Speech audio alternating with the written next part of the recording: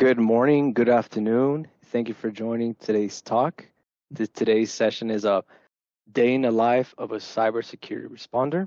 This is a story of an incident responder defending organizations from intrusions and cyber breaches. We will go over a use case walkthrough of intrusions, what has been done for remediation, and the reason why I drink. Yeah. Okay. So what this talk is about, we're not going to deep dive into tools or specific methodologies. It's not intended to train somebody to be a responder. We will go over a use case. Does this have identifying details? Yeah, I removed some of them. Oh, let me get rid of that. Okay. It does have, the details are vague. It's intended to tell a story of a day in the life as a responder and the remediation actions that we take during a response. So, hello everyone. My name is James Navarro. I'm a senior incident responder and lead threat hunter. For the past 27 months, I've been dedicated to digital forensics and incident response with Cybersecurity. For the past 27 months, I've worked at 2 APT gigs. Both of them happen to be APT 34, 35, other Iranian APTs. And what we deal with on a daily basis is ransomware, business email compromises, insider threats. Usually I work for a MSSP, so clients who have an IR retainer, they escalate incidents to us for us to investigate, whether if it's digital forensics or, like we mentioned, email compromise, if they need a deep log analysis, if they need a Linux forensics per se.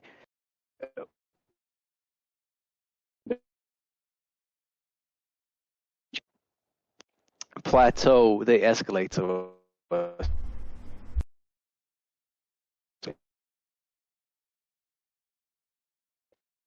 And so 14 months prior working in digital forensics incident response, I worked for Department of Homeland Security Hey, as a Ryder, SOC. can you repeat because you were cutting off right now? Okay, yeah, so can you guys hear me now? Yeah. Yeah, we hear you.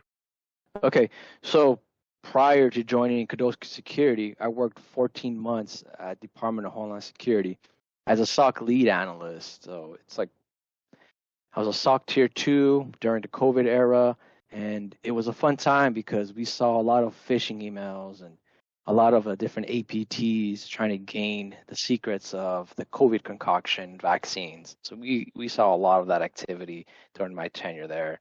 And we would get reports from CISA, different 3-letter agencies to respond to different host IOCs and scan their environment throughout that time. It was a lot of fun. And 7 years prior to that, I worked for the Department of Defense as an IT specialist, where I did a lot of activities such as network engineering, running gear, working with layer 2, layer 3, training junior Marines on Cisco's router switches, and doing help desk support.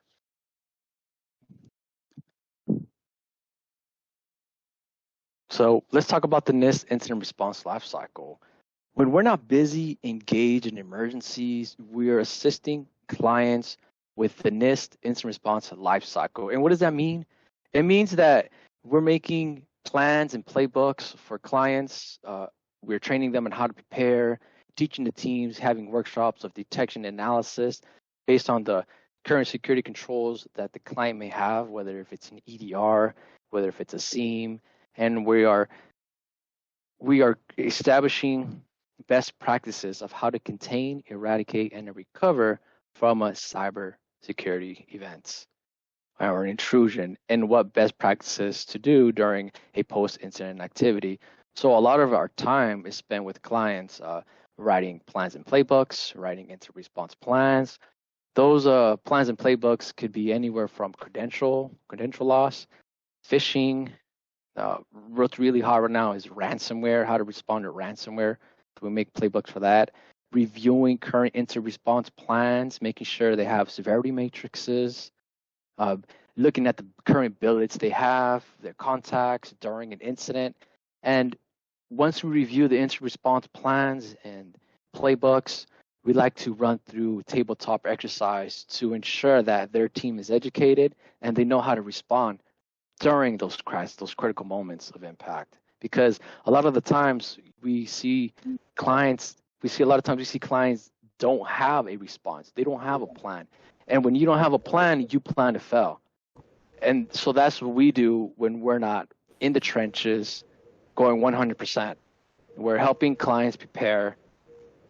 We're teaching them how to detect, analyze, contain, and eradicate these playbooks for their environment. So, emergency response. The call comes in. So, I want everybody to know that this is not your typical 40-hour job. There's going to be times where you are going to be making plans for the weekend. It's Friday. You're ready. You're going to go party. And yeah, you're going to have a good time. But guess what? It's time to respond, guys. The call came in. Everybody's rallying up together. You're on a scope call. If you're in a restaurant, you're at a party, you have to walk out. You got to run to your car. You got to go to your truck. And you got to open up your laptop. You got to sign in. And all you hear is the client going off. Oh, my God, we've been attacked. We've been breached. I've been down for hours. My systems are down. Our telephone's down. And they have general console on the phone already. They summon their cyber insurance. And you're asking them questions, okay? So you as incident commander or your lead is asking them on the scope call, how many endpoints do you have? Okay, well, was your email attacked? How many servers do you have? What was impacted? What's down? For how many hours? When did it happen? When did you notice this?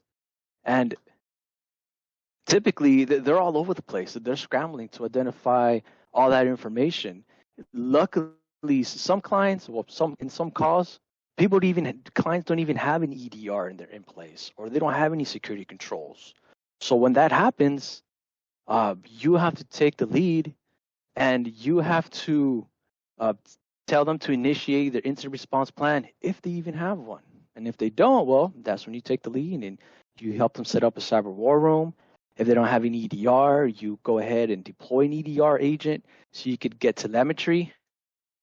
Once you gain telemetry, you're able to have visibility in their environment. And once you have visibility, you're able to find out what's going on. You're able to identify all the machines that are impacted. The CISO is going to ask you, hey, how did they gain initial access?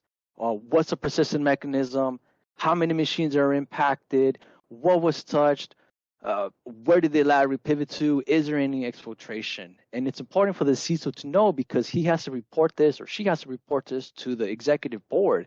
And then at the same time, you have general counsel involved that they have to work with public relations to send out a message within your regulatory requirements. And while all this chaos is happening, now you have the cyber insurance is being invoked. And sometimes when the cyber insurance is invoked, it's difficult because the cyber insurance may bring their own incident response team, and now they want to push you off to the side. Now your SAL, your scope of work, it's divided in half. So all these chaos mechanisms are happening at the same time. And it gets even better because a colleague of mine in the last gig, they had to fly him out on site during the whole Super Bowl weekend for the whole week. Right when the Super Bowl chaos was happening in Philadelphia, they had to fly him out for the whole week. And it gets intense, man. People are distressed. You're working, I said about 12 hours, but in reality, you're pushing about 16 hours, man, minimum for the next 4 or 5 days. As soon as the call comes in and it's time to go, you're going 100 miles an hour. You're all juiced up in adrenaline. You got coffee, you got Red Bulls, and you're not sleeping, bro. You're not sleeping for the next 4 or 5 days until you're able to get a grasp of things and get things under control. So you're in the call. The call just came in. You have access. You got your EDR agents deployed all across the environment. You got visibility. So what do you do now? What do you do now? Well, this is the threat hunting methodology that I like to follow all the time when I get a call. And I had to write these things down in order to keep myself sane and not deviating and running through a bunch of rabbit holes. So what's the first thing you do? You need to collect. You need to collect digital forensics. You need to collect digital forensics on the boxes that you've identified activity on. As soon as you deploy your EDR and there's malicious activity in the environment, it's going to start flagging, detecting, reporting alerts to you immediately. So on those endpoints that do pop and send alerts, you want to get a forensic artifact collector on there. So you could do what? You could start analyzing and correlating all the events. You need to start establishing a timeline of activity of when is the first time that event started and correlating multiple events together so you can map out accordingly to the MITRE ATT&CK framework and also the Lockheed Martin cyber kill chain. And then you want to start going through any cyber threat analysis, any feed, any blogs based upon the IOCs that you're identifying in their environment once you're initiated into the incident response. And all while this is happening, guys, you have to be reporting this. So the call starts right now, right? The call starts right now at 11. Shit, we're all in here in this response. We're collecting, we're analyzing, and then at the same time, we have to be reporting this. So any new findings that you're finding, you're analyzing, you're identifying, all this needs to go into an executive report, because at the end of the engagement, whether if it's the next 4 or 5 days or 2 weeks or 3 weeks, your deliverable to the executive is going to be a technical report with an executive summary, a conclusion of what happened, and all the evidence of collections that you've gathered, and a list of IOCs. And meanwhile, if the CISO asks, is there any exfiltration? You need to be able to identify that. So you need to check, you need to, if they have any network logs or SIEM logs, you want to collect that. You want to make sure that they send that to you. It's very important. And if they have any netflow logs, you could potentially identify if there's any exfiltration and how much data was exfiltrated. So here's an example. I mean, we just covered all this threat hunting methodology. Once you have your list of IOCs and IOAs, then you could go to the environment and you could do what's called threat hunting, detection engineering. So here's an example of a threat hunt that I conducted for a different client in a different engagement. As you can see here on the left, let me go back. You can see here on the left in the command line, we observe SSH activity coming from this IP address from the username of Draco Malfoy. Last time I checked, Draco Malfoy was a character in Harry Potter, bro. So Draco Malfoy should not be in the environment SSHing with the back door. In this instance, they were using Impact Framework. They were using Impact Framework to establish a reverse tunnel into environment via SSH. So in this particular use case, the threat actor gained access to the environment by exploiting a log4j on a VMware Horizon external facing device. To pop the vulnerability to log4j, then what we're looking for here is any weaponized phishing documents. And as you can see the extensions here, those are all like nefarious extensions that you should not be receiving any email. Like if somebody receives a PS.1 PowerShell bad with an attachment, that's not very good, or VBS. So that's what we're looking for here in the second threat hunt.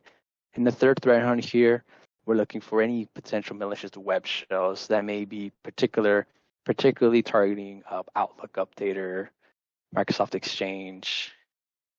And then right below that, you have execution, tool staging within the environment. We're looking for tunnels. This particular threat actor is an Iranian APT. There's multiple CISO reports, if you find them, and they love to leverage this fast response back tunnel right here. FRPS is what it's known. So that's what we're looking for within the command line scripts of the environment when you're running the event search. And of course, Ngrok tunnels. It's very famous. It's very popular, actually. We see it not just with uh, Iranian APTs, but a lot of operators, a lot of threat actors love Ngrok because it's very fast and easy to use to establish a connection. And then impact a framework for post-exploitation activity. It's very popular amongst threat actors that we see all the time. Enumeration, in this case, we saw a lot of a net scan, which is a net enumeration scanning tool to map out the environment. And these particular IOCs that you see here are for this ransomware operator that we identified. So, and where do we gain all this intelligence from? Well, CTI. That's where it comes down to. You run a quick CTI based on the IOCs, and you're able to correlate more evidence to search for. And then exfiltration, this is the exfiltration tactics that they use, like this mega.nz, easy upload IO. That's very, very common. Mega or sync.mega, mega.io. It's very popular amongst threat actors. So now we're going to talk about a use case that we had at the beginning of the year, as we like to call it, as the lone wolf ransomware operator. So here's the attack timeline. On January 12th, a Windows 2008 server, we saw multiple exploits, particularly the Telerik software vulnerability was exploited on the server.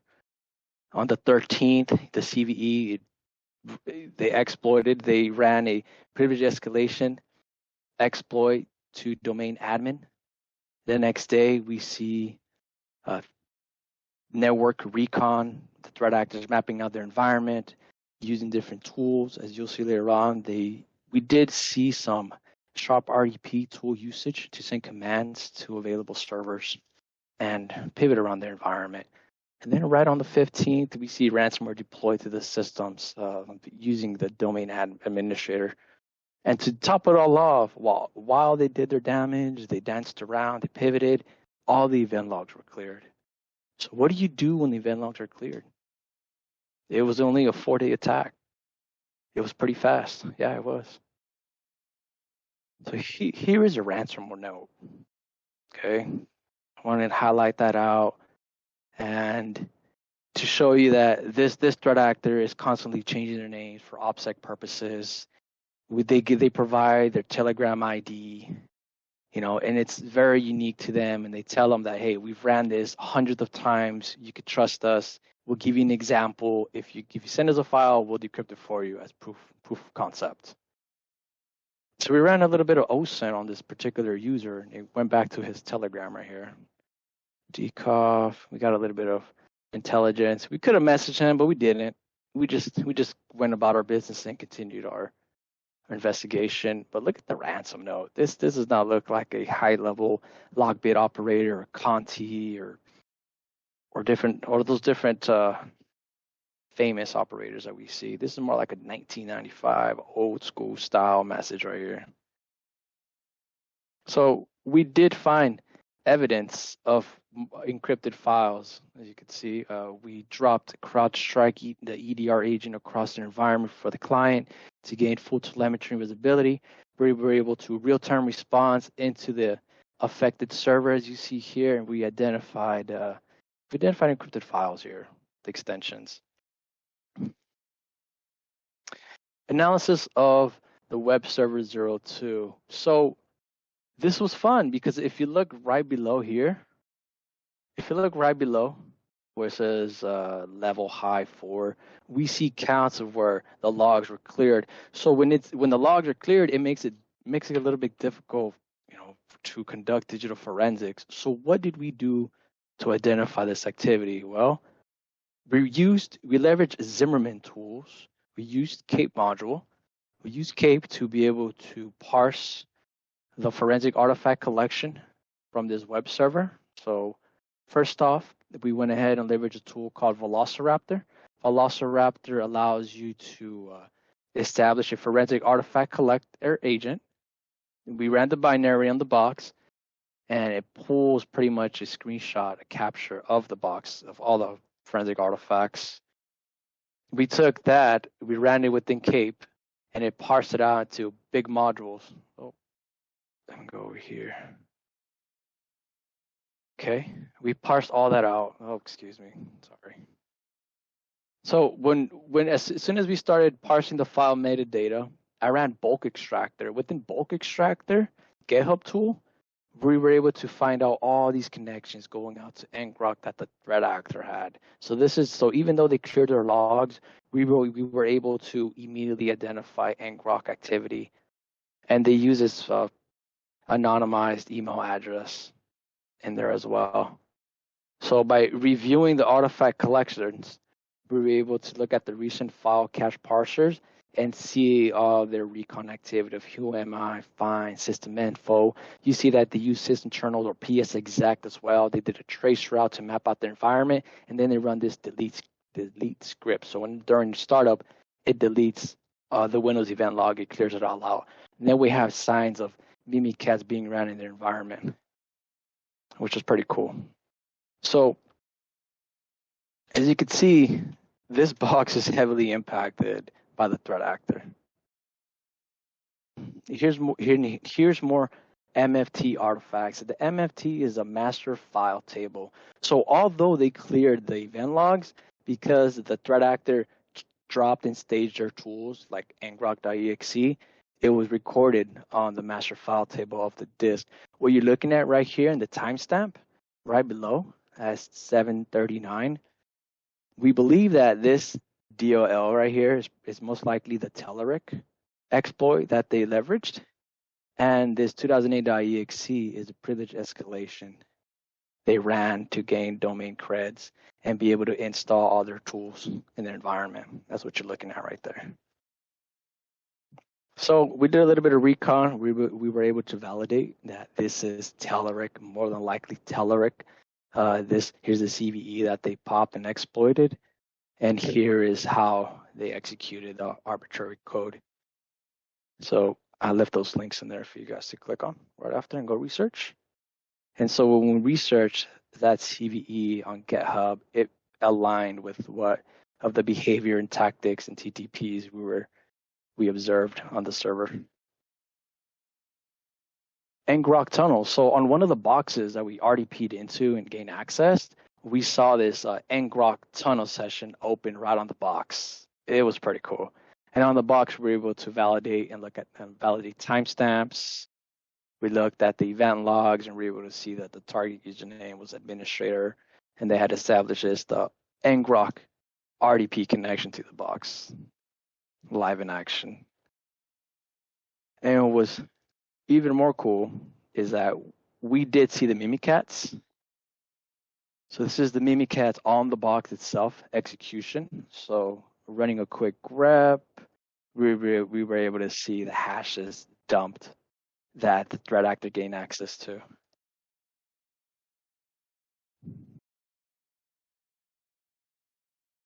Next slide. So here's another app server that we see more activity on. Again, we gained a forensic artifact collection on it. We ran it through our big data parsers, and it provided all the file metadata of suspicious activity. So in this box, you're able to see that they're running ngrok here. They pushing out nmap tools to map out the environment.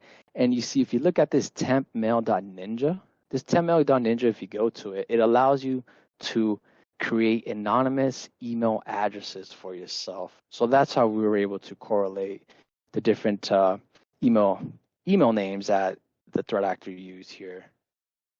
So you see here, tempmail, ninja, create, etc., following the footprints, and then you see this soft98.ir. That IR it's correlated to an Iranian domain.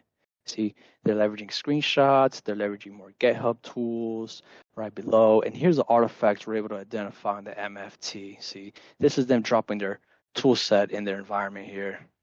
So not only do we get all the domains here as well, but we're able to see that they're installing these tools on the disk here. So one of our colleagues was able to actually find the web cache cookies that the operator left in one of the boxes.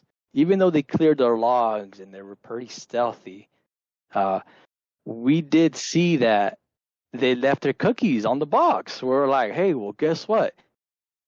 Let's see if we could leverage those cookies and see what the threat actor is doing. So our colleague set up a VPN.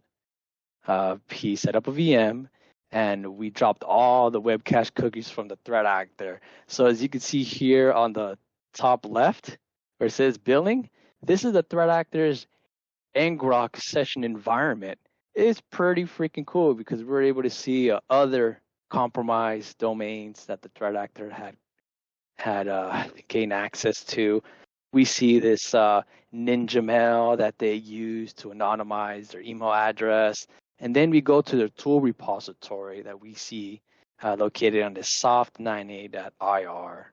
And here's all the tool stack, and which align with the tools that we saw in different boxes that we hunted on and identified nefarious activity. What else we got?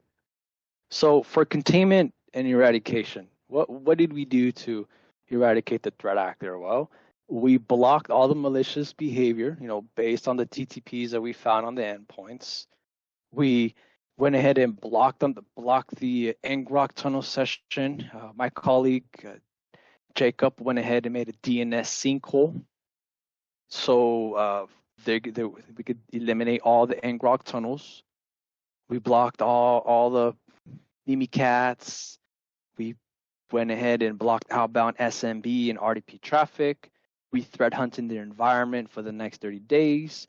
Based on the forensic artifact collections, we were able to gather all the IOCs and TTPs leveraged by the threat actor, and you pretty much blocked them out of their environment so they wouldn't gain access anymore and keep them out.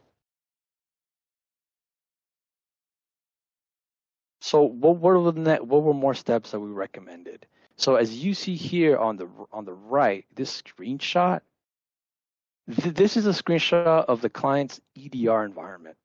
So the EDR environment, the EDR console itself did not have any prevention features enabled.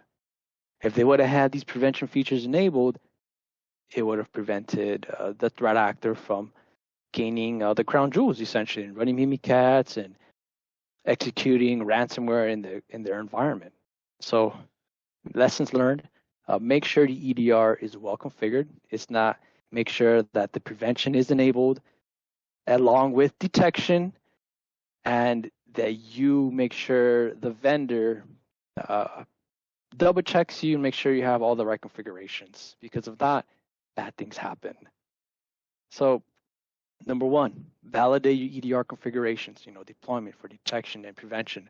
Number two, after you do that, make sure you're doing vulnerability scans on a consistent basis to make sure you're patching and covering all your holes. Leverage a SIEM to collect your logs. So because in most EDRs, depending on what you purchase, those logs rotate. So make sure you have a SIEM that's collecting that long-term retention. And another suggestion is make sure if you have a MSSP, you have 24/7, 365 monitoring. And make sure you establish incident response plans and playbooks for this type of activity. So if you have a ransomware event, you can leverage your ransomware playbook and you know what steps and actions to take.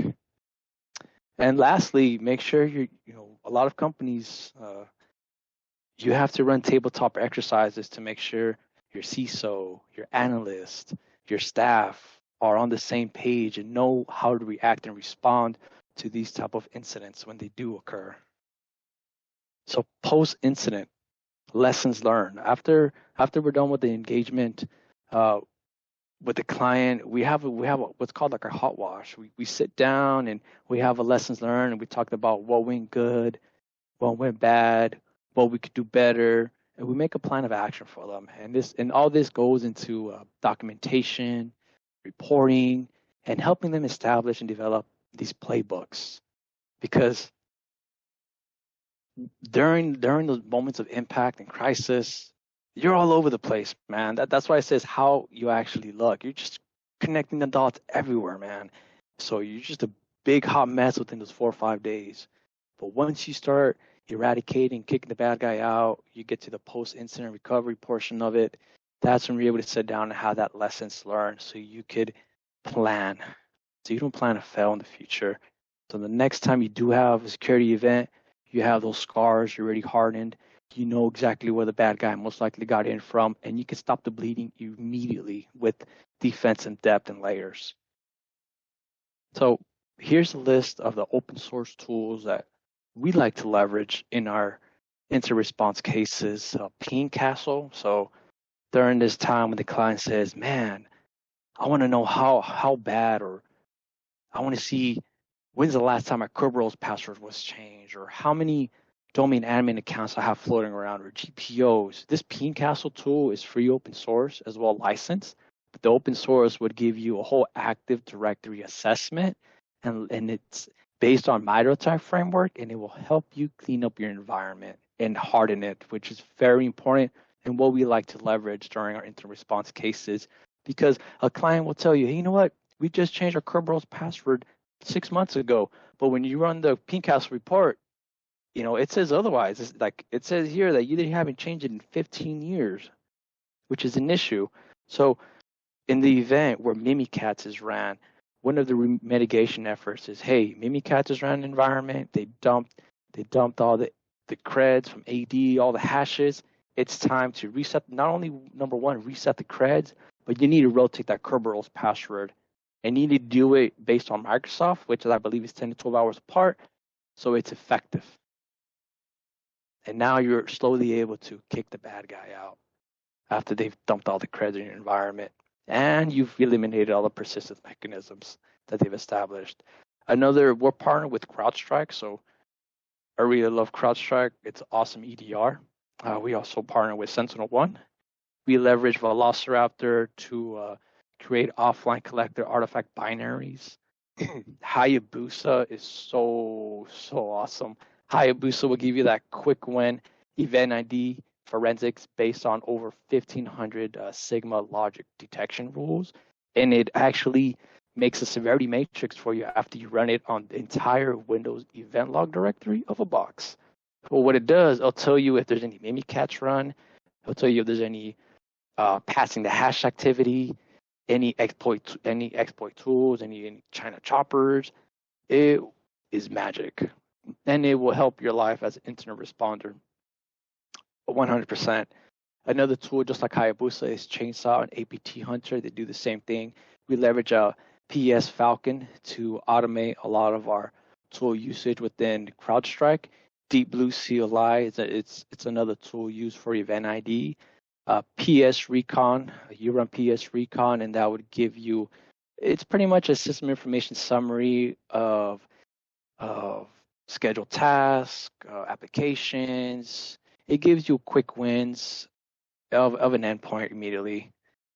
Timeline Explorer is a Zimmerman tool that we leverage heavily.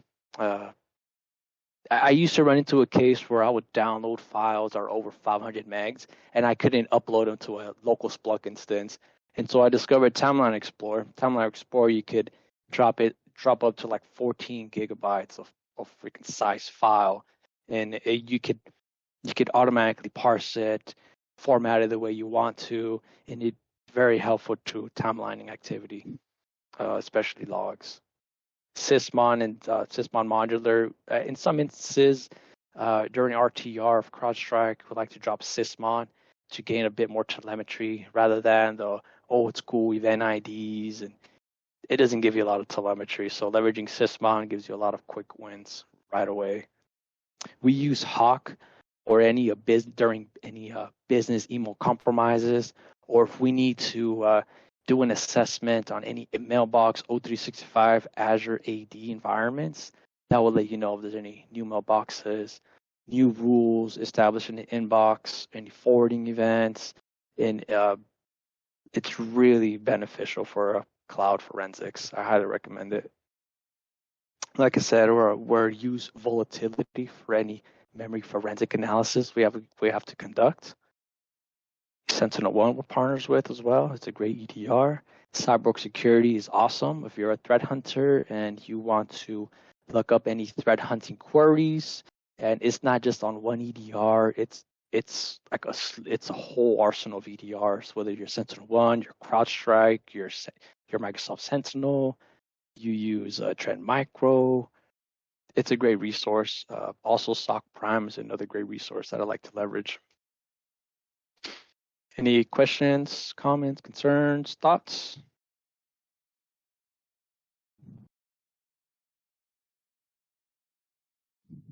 Anybody?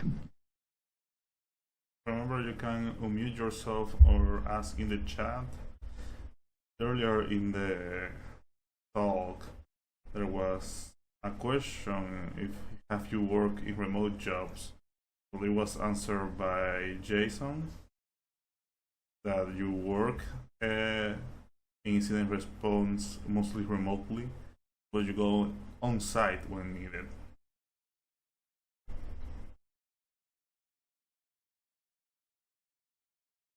You're still muted right there.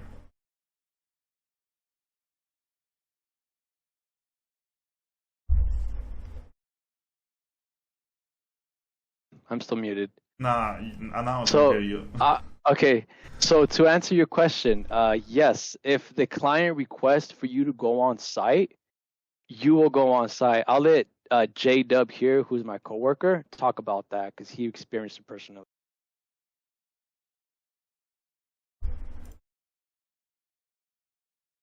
You're muted, Jacob. Yeah. You have audio issues.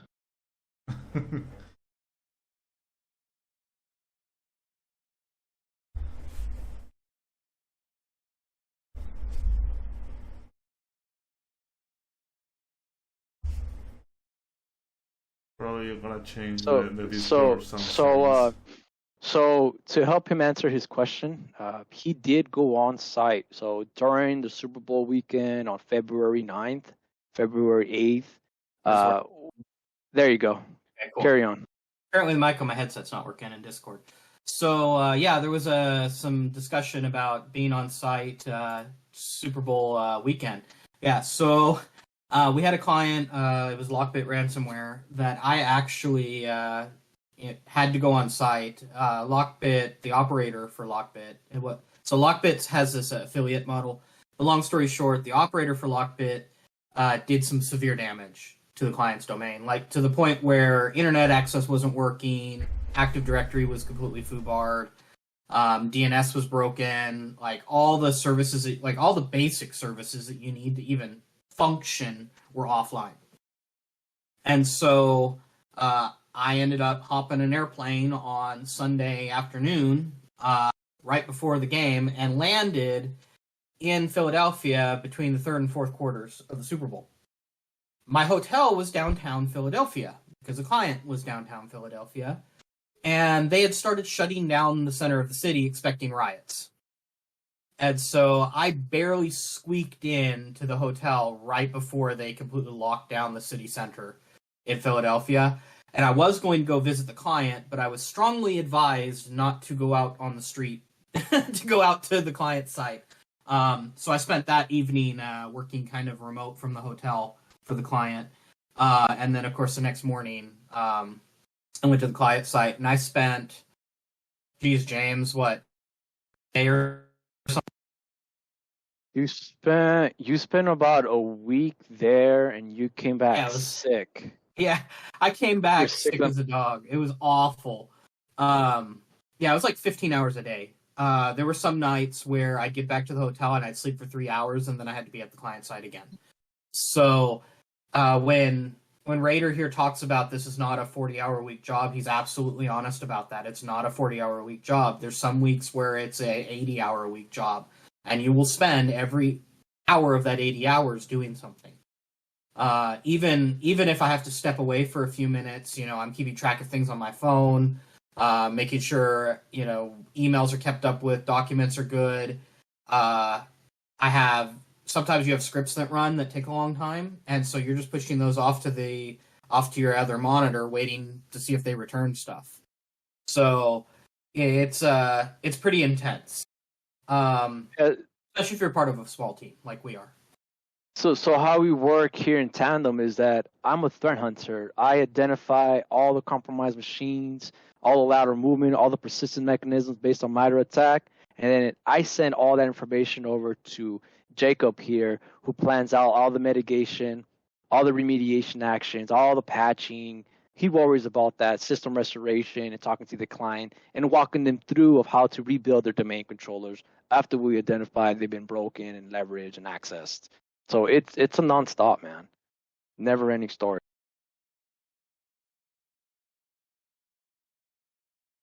It's averaged out to about once a month. That's being generous. Yeah, okay, like 0.5 times a month at this point. Other than the trip to Philadelphia, I haven't needed to travel again this year. But it's not that bad for us because we're outside consultants. It's not really. We can utilize most of our tools remotely. I'll put it that way. Okay, and Rocky, to answer your question of how did we manage to access the cookies from the attacker? Well, the attacker didn't clear their cookies when they accessed locally in the box. So this attacker did not run very many scripts. They was very hands-on keyboard operator. That's what we say, lone wolf. A lot of hands on keyboard. And so when they gained access to the box, they ran Firefox and they failed to clear all the web cache cookies from the box itself. So they literally, like we saw, we showed on the picture, they went to the soft IR, the repo, they downloaded their tools, they ran their tools, installed it, and they failed to clear it. I mean, they did really good in clearing their jobs and running a script to clear security logs, but they weren't so smart and yeah, they were weird. Oh, we lost him. Yeah.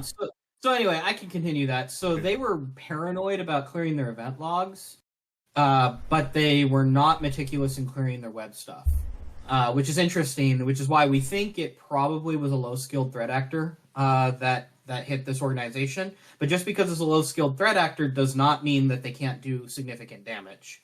They certainly can. So, if you're just good enough with computers, you can do a lot of damage in a very short amount of time. I believe that was over, was it MLK Day, James? I think it was, that the client got hit. So if he's back or not. Yeah, I believe it was over MLK Day that the client got hit. So basically, this threat actor waited for a holiday to then get in and wipe everything out. And they basically did a bunch of damage over a weekend. And there was nobody around. This client was small, so they didn't have 24-hour like IT support or anything. So they just kind of pivoted throughout the network and did a bunch of damage in a very short time. As you saw, the timeline was extremely short on that case. And what you'll see if you ever do go into incident response is your cyber criminals are really fast. So like the Lockbit case that we worked, they got in on, I believe it was the 9th of February, and then they were encrypting things in less than a week. The APTs are much more patient. They will sit and wait for months if they have to action on their objectives. So it's kind of two different styles. Criminals want to get paid as soon as possible. APTs that are actually doing state level stuff will be all over it as fast as they can.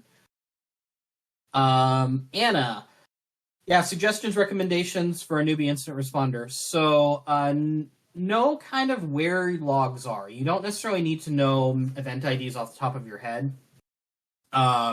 because there's so many tools that help you kind of parse that now.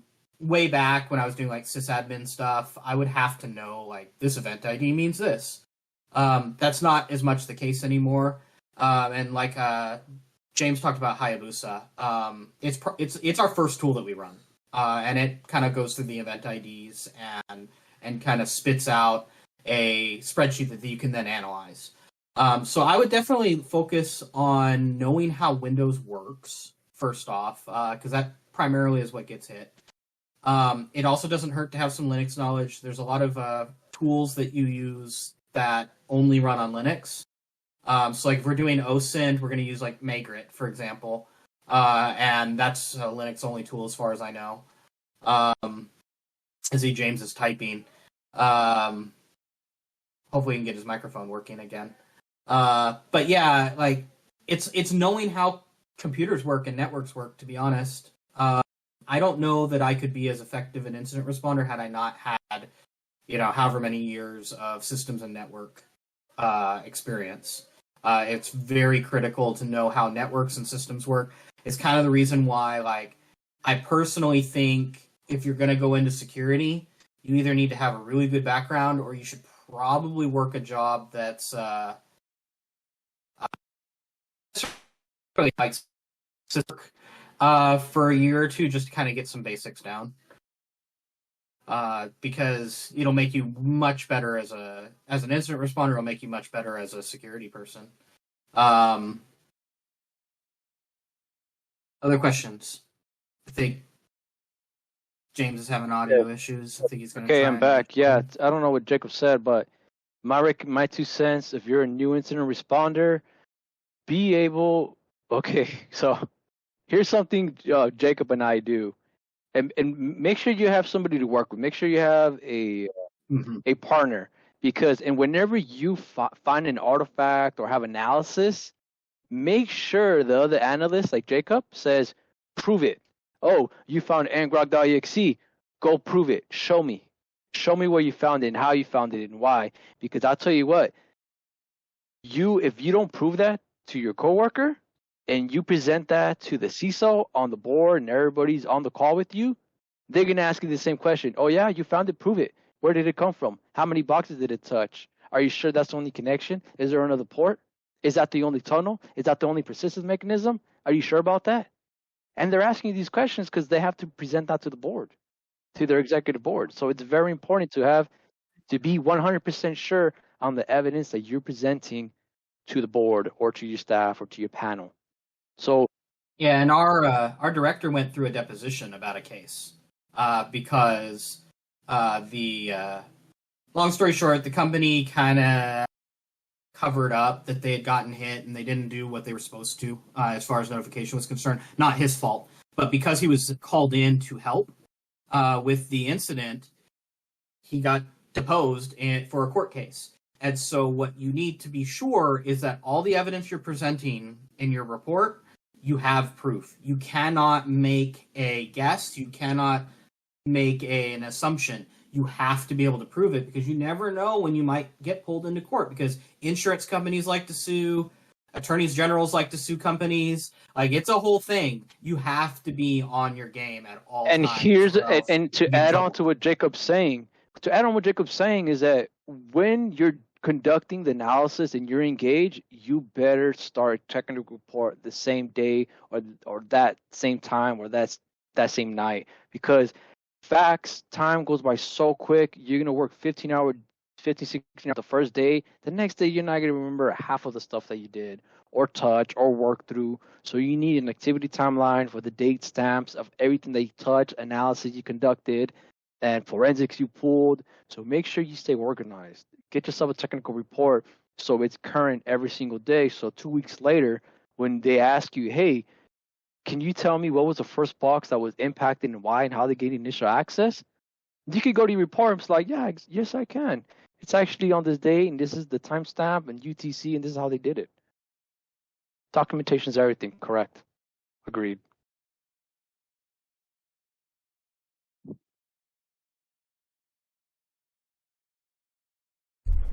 Any other questions? You're muted, Jacob. I see Rocky asking about if you have ever been sued for that. No. Personally, I've never been sued. Neither has Jacob. Okay. Yes, okay. Green. I see the green square.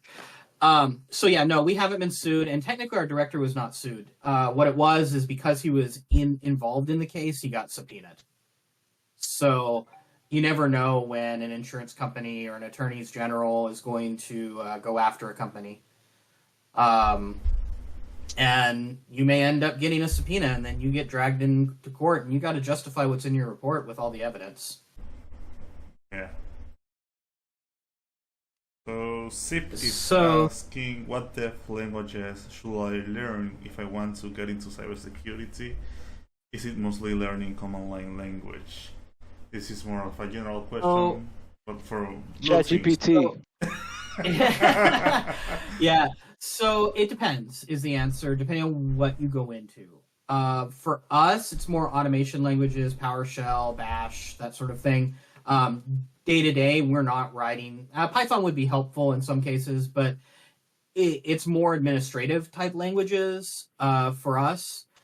For people that are like writing tools and such, I've seen everything across the board. I've seen Rust, I've seen Python, I've seen all sorts of stuff. As an incident responder, we generally are not writing tools. We're usually trying to find ways to parse data. And so my go-to language is PowerShell for just about everything. And it's so useful just because it's natively on Windows. Any box you land on in an incident is probably going to have PowerShell available. To the point where if we can't even get our collector to run, I can have a short little PowerShell script that's like 6 lines, go and fetch all the event logs, zip them up, and be able to upload them to an S3 bucket or something. It's magic.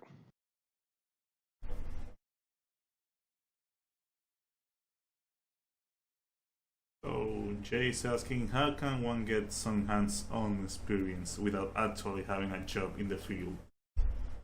Go click on a phishing email and then forensicate your box.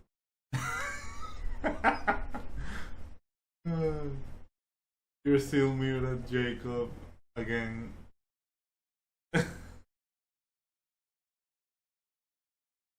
Some people are talking about let's defend, try hack me. Try hack me is a good source, and also if you just set up a VM home lab, that would help you out. I would suggest running a tool like a Velociraptor collector on your box and just seeing what you see in the logs, to be honest. Go through the system logs. Run Hayabusa on your own machine. Yeah, and I can also add, as a red teamer, there's this tool called APT Simulator. I believe it's from TrustedSec that simulates every single thing that a APT will do. So you can run that, collect those logs, and practice. I also highly suggest you do this in a VM. Anything you do, try to do it in a VM. Hayabusa is not going to mess up your machine. It's okay to run, but if you're going to run any red team tools, definitely do it in a proper lab environment of some sort. I would not run any of those tools on a machine that you care about.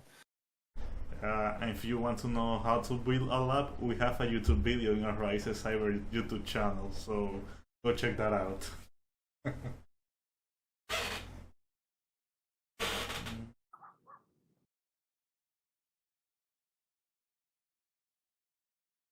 So Jay, unfortunately, there's a lot of places that are going to be like that.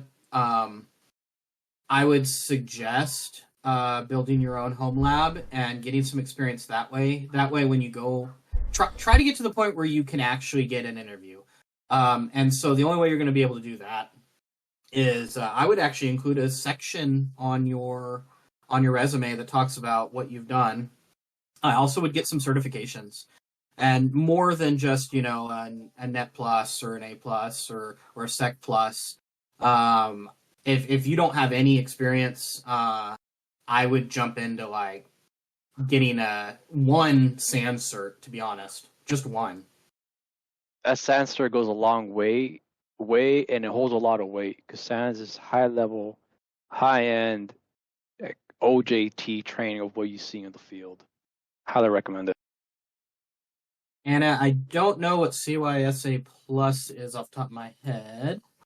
So the CYSA comes from CompTIA, and I currently have a Padawan right now. I have them through the Sec Plus. I'm going to put them through the CYSA and the Pen Test Plus as well. I think with those 3 certs, or at least 2 out of the 3, you should be able to get yourself a SOC analyst level role. Get your foot in the door for sure. Yeah, I've been doing IT so long I don't carry any current certs anymore.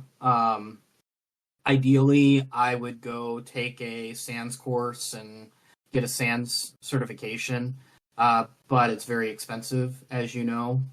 It's like $8,000 or something for a cert, so it's not in the cards unless I have an employer that's going to pay for it at the moment. Just because it's a huge cost. Like, you know, that's almost 8 months of my mortgage. So I can't really like tell my wife, hey, I'm gonna go spend $8,000 on a SANS cert. She'd probably shoot me. Yeah, and another recommendation, if you want to jump into Windows forensics, you know how to parse through artifacts, you could go through the Cyber Mentor. It's called the Practical Windows Forensic course. It's only like $30, man. It's high level information, walk you through on setting up a lab, running scripts, and how to forensicate and examine a VM. Yeah, TCM Security has some good courses. Personally, what I would do, if you want to go into something like malware analysis, go take like a TCM Security course on malware analysis, and then write a blog post about it, and post it like on LinkedIn or whatever, you know, wherever you have some exposure, because that's going to get people's interest, you know, because you can write up about personal projects on resumes and on LinkedIn and stuff. I would. I've had some stuff I've posted. Usually it's thoughts about like certain aspects. I'm much more on the recovery side of things than I am on the, you know, dealing with the hot incident, though I do that. And so sometimes I have a random thought about like, hey, maybe we should be doing as an industry something better. And so applying your brain to like the hard problems gets you noticed. People want to listen. There's so many people that are struggling in the cybersecurity space with everything because we're constantly getting stuff thrown at us that, you know, anybody that has a unique or original thought on something is going to get listened to regardless of whether the thought's really a good one or not, because we're also not afraid to shoot you down if it's a bad idea.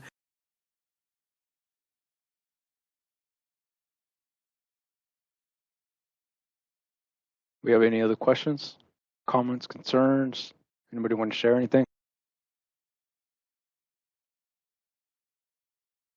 I see ISC squared is in the chat.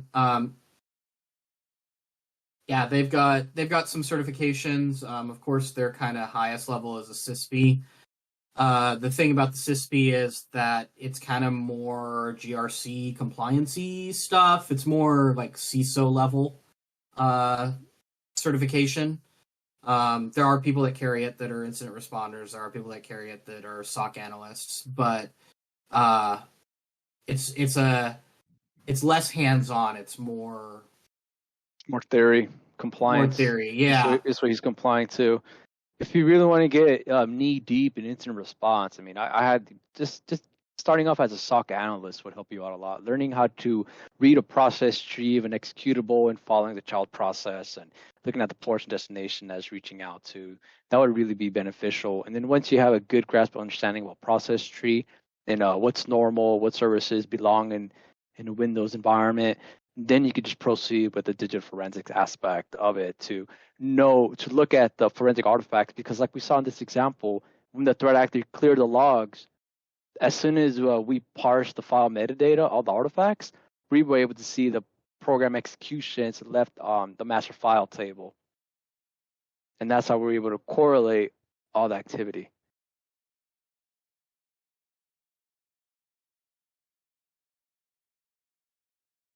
Shodan? Oh yeah. Yeah, oh yeah. Oh yeah. Yeah. We use Shodan and census.io. You'd be surprised when the client says, "Oh, I don't know how they got in, or they hit my Exchange server." Well, let's go look at Shodan real quick. And yeah, sure enough, you see a proxy shell RCE chain got freaking exploited on the box. Yeah, in fact, our Lockbit case recently, what was it, James? Within an hour, I knew exactly what it was, and then the forensics bore it out because I threw the client in Shodan and was like, "Yeah, they have proxy shell up," and I guarantee you that's what it was.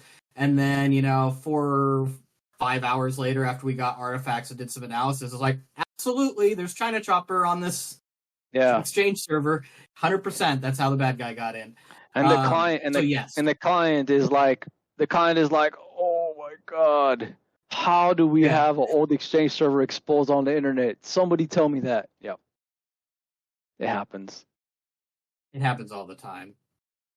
Yeah. Shodan's a great tool. Census is a great tool. It's important to know that you do not run things like Nmap and such against a client site unless you have authorization to test. I know that seems like a simple thing. It's not going to hurt anybody. But when people have been hit, they are kind of in a vulnerable position and they can get angry over silly things. So make sure that they're quick to point fingers. Yes, so make sure that you cover yourselves legally before you do anything.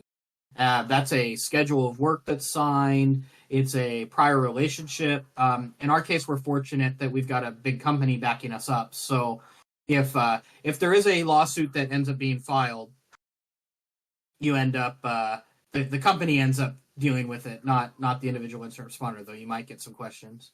Have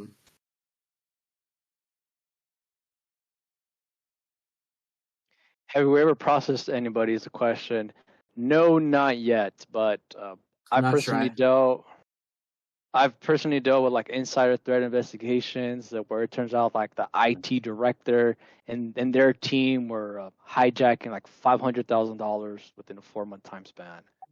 So that was a fun case. Yeah, we had a case recently. Couldn't prosecute them. We had a case recently involving Azure, an Azure hijacking.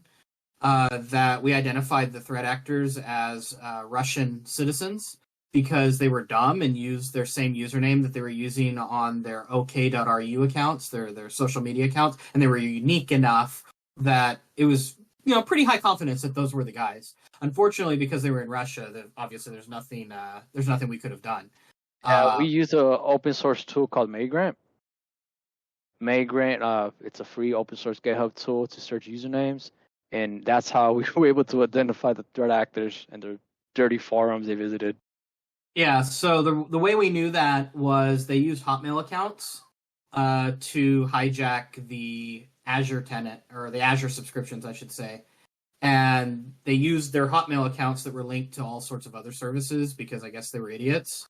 Or they're just that bold because they know that Russia's not going to prosecute for attacking an American company. And so, we passed all the information to the client. There's now a file on them, most likely at the FBI, because the client was also passing information to the FBI about these guys. So, if they ever in a Western country, they'll probably get picked up. But there's nothing we can do about that. It's like our Iranian threat actors. There's nothing we can do. They're outside the reach of the United States legal system. Now, that being said, does that mean that you hack them back or whatever? No, absolutely not. You do not do that because Computer Crimes Act is tough here in the States. There's a unique legal landscape here in the United States where, let's just say the United States is very hard on people that do things involving accessing computers. Our kind of legal framework in this country dates back to like the 80s and 90s. So the law was written very tough for people, so hacking back is not an option here in the United States. However, should there be information sufficient enough for somebody that's in another country such as Switzerland, the rules are different over there. So they have kind of more ability to do things like hack back. So there's a line we cannot cross here as incident responders here in the States, and the rules are a little different in other countries. So as long as we're not crossing our line, we're good. It's tempting at times. I ain't gonna lie. Mm-hmm. Sometimes it is tempting, but especially when we identify a live connection and it's fresh. Oh man, it's very hard. We have to walk away. There was a case recently that Kadelsky had where they got a hold of a private key for an SSH tunnel.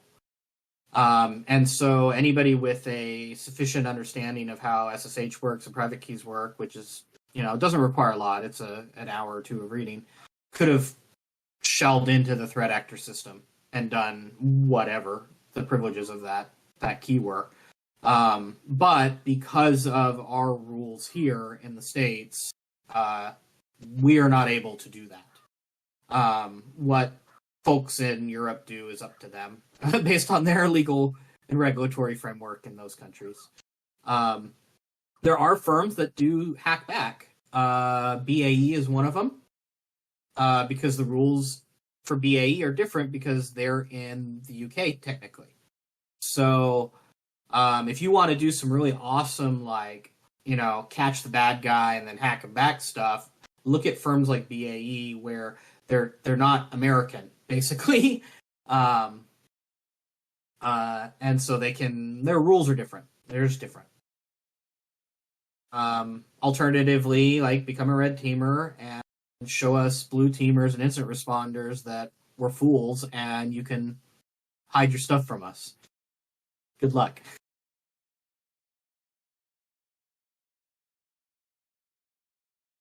We'll find you. Other questions, guys, gals, folks?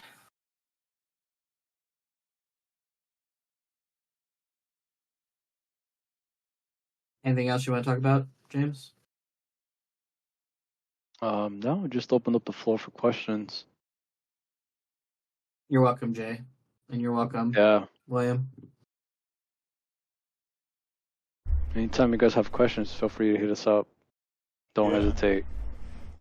Yeah, we're our next big conference is B-Side Seattle. I don't know if it's going to be streamed. I think it is going to be.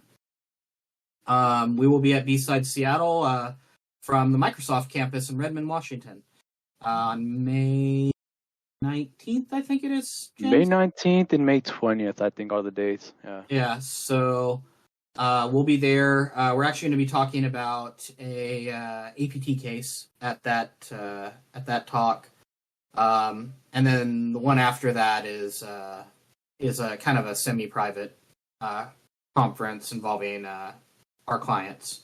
So, but yeah, if you want to tune in to B-Side Seattle, we'll be speaking about a Iranian APT and everything that we've gone through to deal with them. And Jay, yeah, getting into stuff is like, it took me, I don't know, 10 years to really kind of get into cybersecurity. I was in networking and I was in systems. So just because you aren't like immediately getting into industry doesn't mean that you can't work on the skill sets that you need to get into it. I'd be looking at like SOC 1 style jobs if you want to just jump in immediately. And a lot of these SOC 1 jobs or SOC 2, if you go to Indeed.com, there's hundreds of jobs now just working remotely from your own home. You don't have to drive anymore.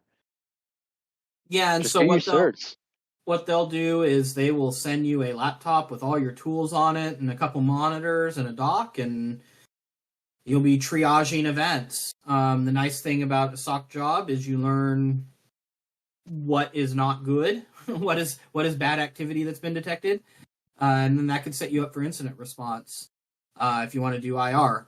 Alternatively, SOC also gets you the ability to maybe move into governance, risk, and compliance if you want. There's other fields that you can jump into. Cybersecurity is so big that whatever you want to do, there's probably a job that you can do it in. Or get really good at one thing. Like, be the best person in the world at that one thing. You know? My niche is post-breach remediation. I deal with, the after the incident stuff. I'll do the digital forensics, artifact analysis, and stuff like that. But most of my hours that I bill a client are from dealing with the aftermath. James gives me a list of machines that have been hacked, and we got to go deal with them. Yeah. I pull all the digital forensics, parts of the file metadata, and send that over to Jacob. After I found all the compromised machines and not removing persistent mechanisms, we start kicking their ass out. Kicking them out. So, Rocky, I've seen lots of cybersecurity jobs on Indeed. I've seen lots on LinkedIn. James, what was the site that you mentioned? Indeed.com is where you want to go to. Just type in remote. Yeah. And title cybersecurity. Yeah, Link. there's also this page called infosec-jobs.com. Mm-hmm. That's a curated list of infosec jobs. A lot of it's knowing somebody, though. So, like, shoot, I got my job at AT&T way back because I knew somebody. You know, the university job I got on my own, but the job after that, because I kind of knew somebody, and then this job doing incident responses because I met James and the team dealing with an incident, and I guess I impressed our director, so, you know. I responded to Jacob's compromise when his company got breached, and he was the company's point of contact, and he had high-level information, responded back quickly. So a few months later, we brought him on board. Yeah, and I wasn't in charge of security when they got hit, so wasn't my fault. I just happened to be the highest skilled technology person that the electric utility had. So they kind of tapped me on the shoulder, and then I spent 4 days at a different location that wasn't my normal one, trying to figure out what had happened. And that's quickly snowballed into being the security guy and then applying for a job at Kudelski. Yeah. And life as a consultant, I mean, you age pretty fast. I've been here 2 years responding high-level cases, and I feel like I've aged four or five now. That's a great point. So burnout is real. Yeah, burnout is a big deal. So, like after the job in Philadelphia, I was really feeling it. And so there's times where you just got to take a couple days here and there away. Like James said in his presentation, there's weeks that you work a month in a week, basically. It feels like You do. I didn't have gray hair till I started working incident response. And so be aware that you're going to get into a position or a job that sucks the life out of you. It comes in waves, guys. It really does come in waves. I mean, there may be the week where it hits the fan, and I remember 1 week we had 3 IRs in 1 week, and I worked like 100 hours nonstop. I was just burned out. It's insane, but it comes in waves. I mean, there's other weeks where you just respond to small ticket escalations. You're assisting the MSSP, or when you're not actively engaged, you're writing plans and playbooks for clients and setting up tabletops for them. So it varies.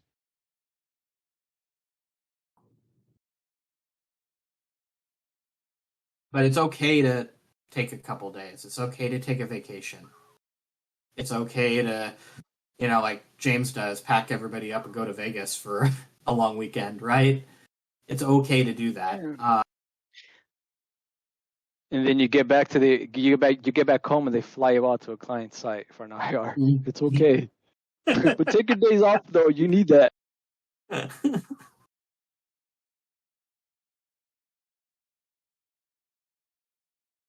Anna, thanks for posting the B-sides link in the chat. I don't know if they've posted our talk yet. I think they probably have at this point. Let's see. Yeah, we're a month out. I'm pretty sure they have. 9:30 a.m., James. I didn't realize it was going to be that early. Bright and early. Yeah, which for me is 11:30, so it's not that bad. You're welcome, Zip.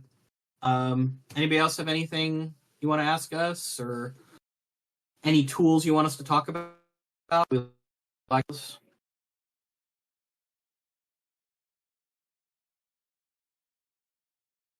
Okay, yeah. So ngrok. So ngrok was originally developed as a developer tool. The idea being that you could have a system behind a firewall and everything else and make it accessible over the internet. As is the case with any other technology tool, bad guys have figured out how to leverage it. So what it is it's a exe or a Linux binary, kind of depends on what you want to run it on. But what it does is it binds itself to a port on localhost, and then it creates a tunnel out to the internet to an ngrok IP address and a particular port. And so you could, for example, have ngrok bound to the RDP port on a machine. You'll go to IP address that they've assigned you, and you'll be able to RDP into the machine. And so what the bad guys do is they leverage that as their kind of jumping off point. Once they're inside the network, it's a lot easier to just RDP to a machine and then run whatever tools they want.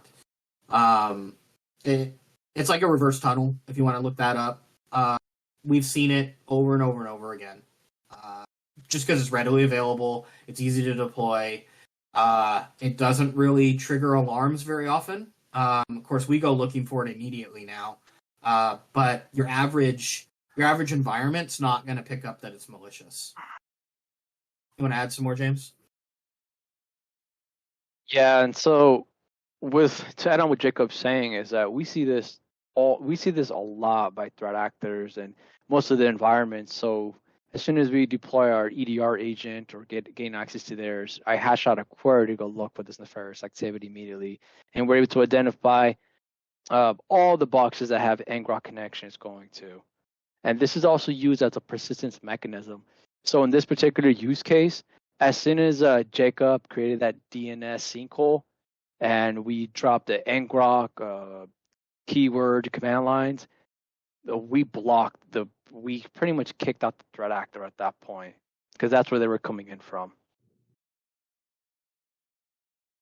Yeah, so what ngrok does when you run the binary is it tries to go out to like ngrok.io or tunnel.ngrok.com. There's a few DNS names. But essentially, in order to kill it, you go into the DNS server and you create a zone for that host name or that domain, I should say. And then everything within the network that's talking to your DNS servers is going to try and pull a record. And at that point, you have no records. And so the DNS server is going to respond with an NX domain, a domain does not exist record. And so all the tunneling, of course, stops at that point because the binary that's running on the machines can't call out anymore. It has no DNS ability to look up the DNS record to go back out to ngrok because ngrok's built on cloud services, so it has to have DNS. A lot of cloud services, your IP address space is so dynamic that your only option is DNS. And so that just cuts it off right there, cuts the threat actor off at the knees, whatever they're doing. But you need to be aware that when you do stuff like that, you're triggering the threat actor to know that you're onto them. Because if they have if you have multiple tunnels up and then you cut them all off all at the same time, they know that you know they're there. They get pissed. And, yeah. And so if they've left another back door, they're going to use it to cause more problems. The Lockbit case we worked recently, they used ngrok. There was a TCP tunnel out using bash on a Linux machine. Trying to think what other persistent mechanisms. They had some random like binaries on disk that were getting triggered by scheduled tasks. Like RDP hijack. Yeah. They set up like all these different ways, so it wasn't just ngrok. They made sure. And not only that, but in the case Jacob's talking about, where he had a flat out, it was multiple threat actors. Yeah, he mentioned Lockbit, but as soon as the Lockbit ransomware operators did their damage, a few weeks later, we start seeing more persistent mechanisms, and it wasn't the Lockbit operator. It was a second threat actor, and that's where Jacob's TCP bash tunnels come into play. essentially it was an old IIS server, and it was an old Ubuntu box as well that they had gained access to. Now, whenever an exploit was attempted on the IIS servers, it broke. It Web actually didn't server. even run the exploit. Yeah, that was pretty funny. Yeah, this is the same gig where we discovered that Lockbit won't run on old ESXi. So if you don't want to get Lockbit ESXi lockered, run a 32-bit version of ESXi because their stuff won't run on it. Which also meant we got a sample of it, which is neat because the threat actors try not to have their tools leak. And so we have a sample of Lockbit for ESXi now because it was put on a box and it didn't execute. So we could extract it off. That's funny. Yeah. Lessons learned. Yeah.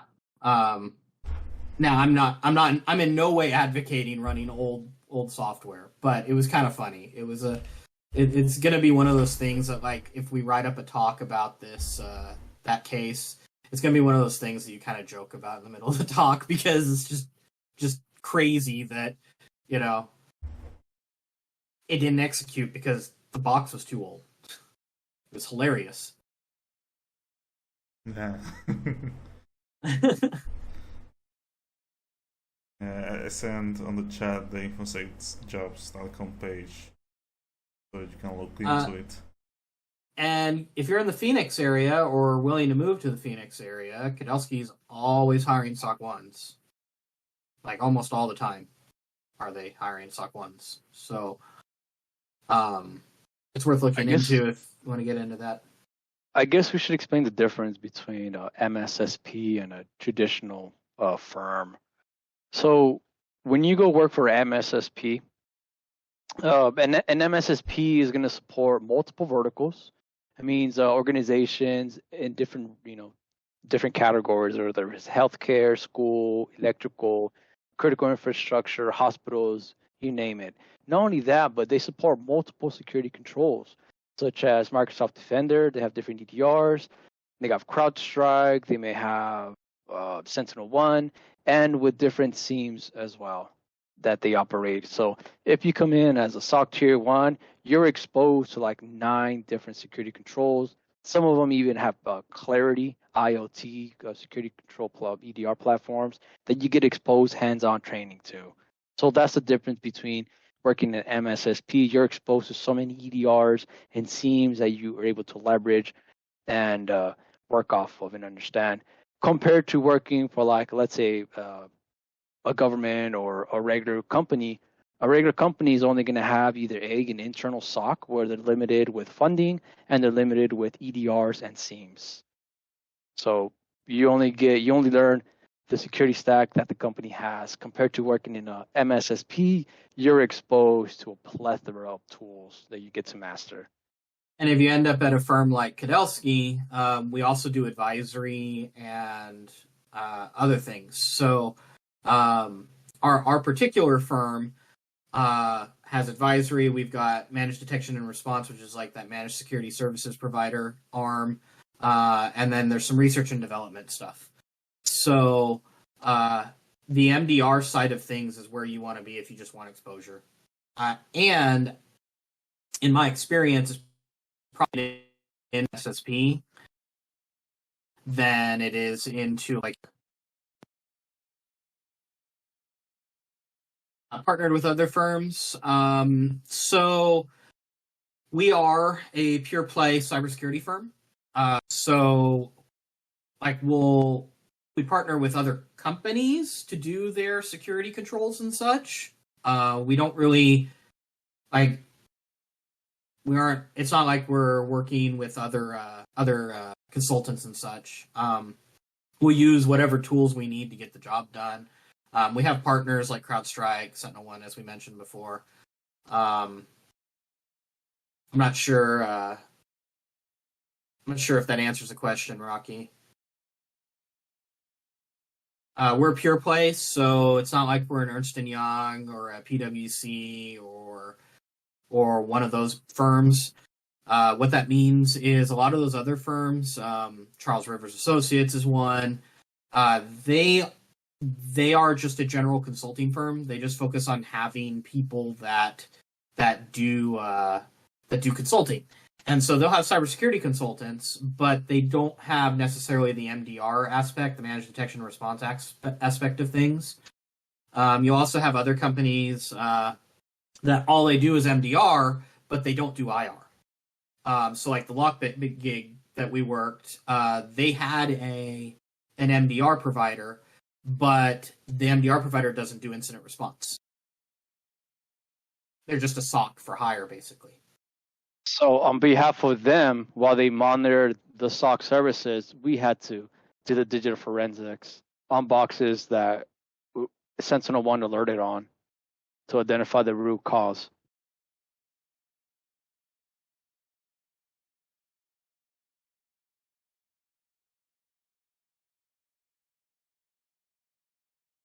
Rocky's typing, so.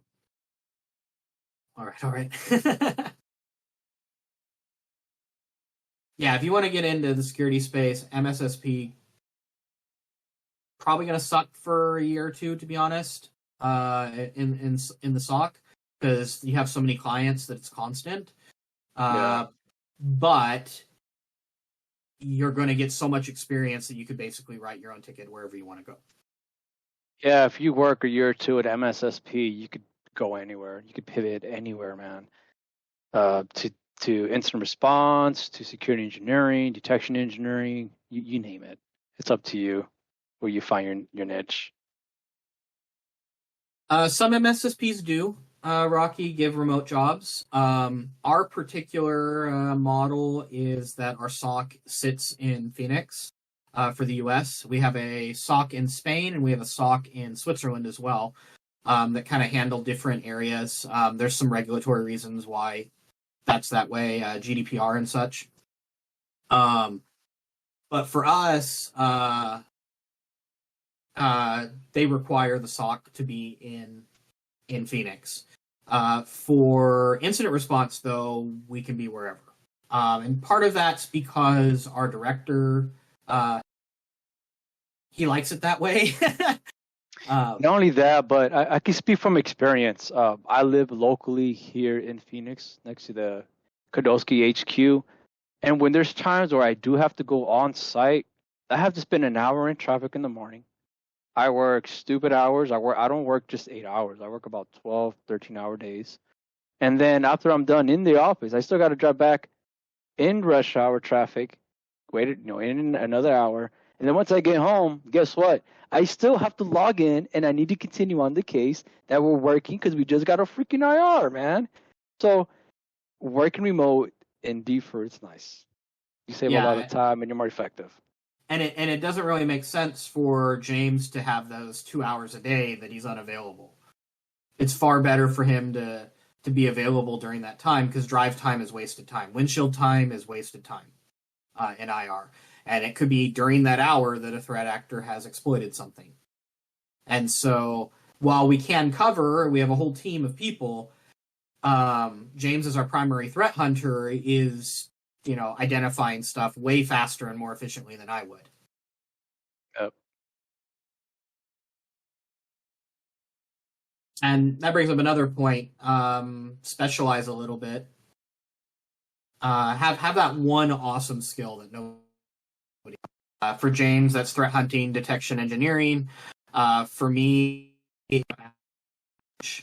have another guy on our team that does like tabletop exercises. Like that's all he does.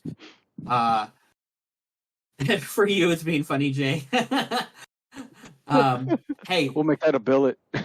yeah. So that's the other thing. I know you're joking, but when you get into an IR, you got to be able to joke.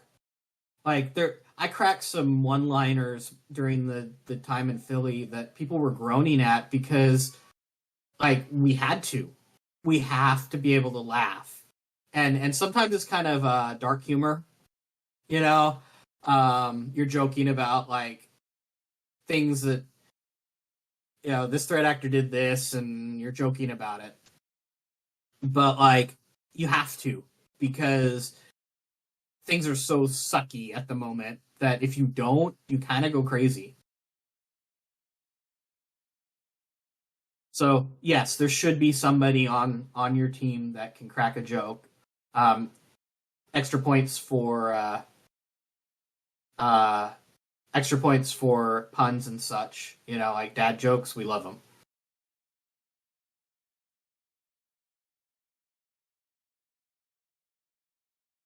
I don't know anything about Andrew Tate. He probably does have cybersecurity guys working for him with deep OPSEC skills.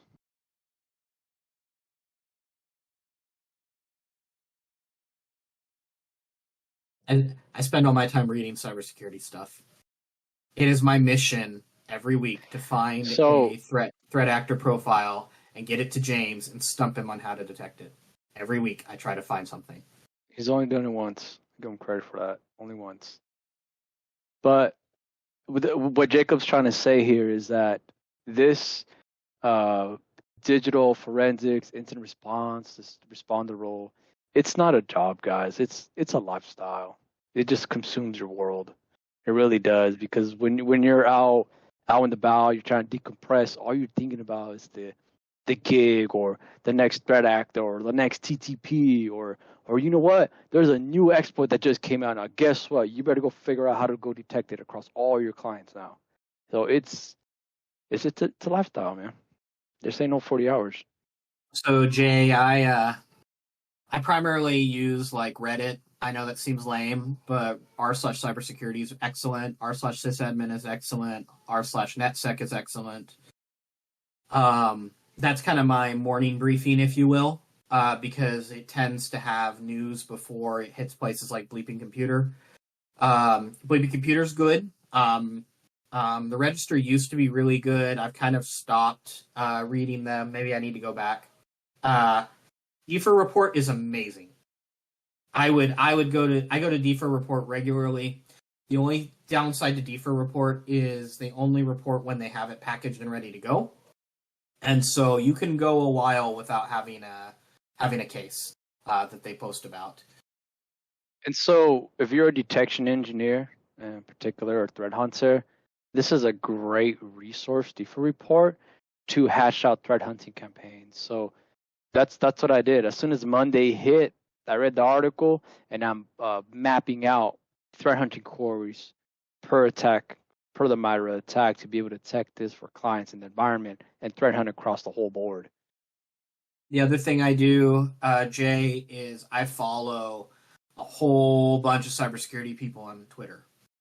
Because if somebody discovers a vulnerability, it's either going to pop up on Reddit or Twitter before it even hits places like Bleeping Computer. And that couple of hours can be critical. And he's pinging me. He's pinging me right away to go write a threat hunt query for it, to go search for it. It's like, for example, when that Quackbot OneNote came out, we had several gigs, where people were falling for it. And sure enough, Jacob had found it on Twitter a few hours before, and the same TTPs, the same domains we saw is what was on Twitter, and we had researched a few hours before. So your CPI game's got to be on point. Yeah, we were already having detection queries created for it by the time it was being actively exploited at client sites. And so I know it seems kind of weird, like an hour or 2 hours can make a difference. It absolutely can.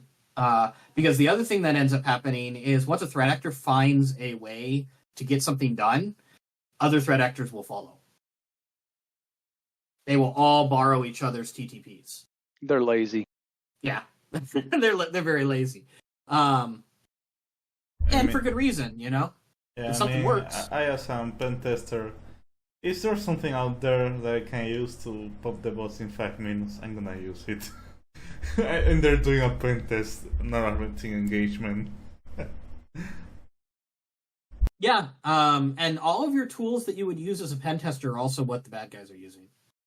Because they're not going to bother, unless they're a state-sponsored APT, they're not going to bother writing their own tools. They're going to use things like Cobalt Strike or Sliver or Impacket. It's all the same stuff that pen testers are using. The bad guys are using too. Now, the nice thing that ends up happening sometimes is you catch a pen tester, and then you can kind of toy with the pen tester. So we had a case really recently with a long-term client of ours where they had hired a pen tester, and our SOC caught them within like 10 minutes and had contained the box that they had compromised and had locked it completely down. And the pen tester actually had to go back to the client and beg for us to release the containment on the box so that he could continue his job. Yeah, I remember this case. This client, I was pen testing it and got into an SQL server where I had SP CMD shell permissions, but I couldn't exploit it because there was Mandiant monitoring that server. I was like trying to exploit it, and there was all the internal SOC guys were behind my back, going like, "What the heck is happening?" And I see them working with Mandiant in the phone call, and I'm like, "Hey guys, that's me." Uncontain the box, please. Yeah. Yeah. So Jay, to go to your point about ChatGPT to write phishing emails. So I actually we had on our Azure case, I was doing all this PowerShell to try and parse Azure audit logs. It was kicking my butt, and we were on a time crunch, right? So I couldn't spend 3 days trying to write a PowerShell script to do what I needed it to do to parse the Azure logs. And so Azure, when you export the audit logs, they export a CSV, but the CSV is garbage. So there's like 5 or 6 columns, but all the information you really want is in one column, and it's in JSON. It's a JSON blob, and it sucks when you throw it in Splunk. So think of like a regular CSV file, and then in one column are JSON blobs. Okay, and these JSON blobs can be 50 lines, and it's just in that one cell in that one column. So I was like, crap, like I cannot get this to parse. Like I need to somehow extract this, and I just went to ChatGPT and was like, write me a PowerShell script to take column F and parse all the JSON and then export it into a CSV for me. And while it was not 100% accurate and while it wasn't 100% correct, it gave me the framework I needed that I could then edit that script that it gave me to then parse all the JSON. So I probably saved like, I don't even know how many hours. 8 hours of debugging because I went to ChatGPT and was like, I just need a PowerShell script to do this real quick. And it wasn't correct. Like the don't get me wrong, ChatGPT did not give me the answer, but it gave me the kind of skeleton of the script, and then I could take that skeleton and flesh it out with what I needed. Yeah, it was way more time efficient than having to sit there and write something. And I was on GitHub like looking for solutions. Like nobody's done this apparently. At least I couldn't find a project that would have worked in this case, because most people query the audit logs directly to get what they need, and we couldn't do that with this client because we didn't have the permissions. I had the permissions to export the audit logs, but I didn't have permissions to query the audit logs, if that makes sense. And so I had to take the data, the 29 million lines of JSON, and parse it. ChatGPT is amazing. I've used it recently, actually. We had a, was it Thursday or Wednesday? We had a threat actor, Quackbot, actually, get into a client environment. And rather than sit there and like deobfuscate the PowerShell and spend all that time, I literally just threw it into ChatGPT and said, tell me what this PowerShell does. And it gave me the answer. And I double checked it, right? And I was like, okay, yeah, that makes sense. And so, yeah, it literally like deobfuscated and like figured out what the PowerShell did so that tearing apart this PowerShell script. It helps us write our technical reports too. Just copy pasta over.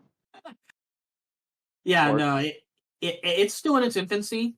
I don't think it is a tool that we can leverage for response yet, not quite. I had it write ransomware for me. I had it write ransomware in Rust and in Go for me. But I think it's more going to be an attacker's tool at the moment than it is going to be a defender's tool. It's good for parsing information. It's good for getting an idea on a subject. So like if I like take the Telerik server, for example, I could Google Telerik. I could try to read about it. But I could also go to ChatGPT and say, hey, ChatGPT, tell me about Telerik. And, it'll give me a whole list. I've used it to help with tools. So, like, if we go into a plan and playbook session and we ask a client, what tools do you have available? And they'll just rattle them off. And there's some tools that they'll mention that I have no idea what they do. They're not things I've ever been exposed to, I've never used. But I can go to ChatGPT and, in a matter of a couple minutes say, hey, tell me everything that SailPoint does. Okay, and now how would you use SailPoint in an incident response? And you got to double check it because it'll hallucinate and make things up. But it at least kind of gives you a framework to work off of that then you can modify or write your own, but use some of the information. It's a good research tool for me. It's never going to replace, I don't think, a human for general stuff like that. Yeah, exactly. It's fake it till you make it, Jay, for sure. And we don't really have the luxury of being experts in every single platform. We just can't. No human can do that. And when we're going into an incident response, sometimes you don't know what a particular tool does. You just don't. If you're the digital forensics artifact guy, like, you just take logs, man, in whatever form they are. CSV files, sure. Let's go through a bunch of logs. You don't have to worry what the tool is. You got to know a little bit of how it works, but you don't worry about like you're not having to use the tool. With me doing remediation, I got to figure out how the tool works, and sometimes I have a tool I've never used before, and so I got to look it up. And frankly, like, most vendors, documentation sucks. It's crap. Something like ChatGPT is super useful because I don't have to Google around for something anymore. It just tells me, how would I use SailPoint to do XYZ? Okay. And in my instance, when we jump into different EDRs or SIEMs, every SIEM has their own query language. Every EDR has a different unique query language. So if I'm not familiar with that query language, we could leverage ChatGPT to hash out a quick win query to identify what activity we're looking for half of the time. So you have to be able to know how to leverage it, and then use Sigma logic to translate that as well to find those key indicators that you're looking for. Yeah, so it doesn't give you the answer per se. One day it will, I'm sure. It's gotten mounds better since it was released. But it doesn't give you the answer per se as much as it kind of helps you get to the answer, if that makes sense. It's a great tool. I would honestly, if you're in cybersecurity, I would have a subscription to ChatGPT Plus, to be honest. Or whatever competitor comes along. Microsoft just recently announced their own kind of security-focused ChatGPT style product. I'm kind of watching it, see what happens. I don't think it'll be useful for us as external incident responders, but could it be useful in the SOC? Yeah, probably.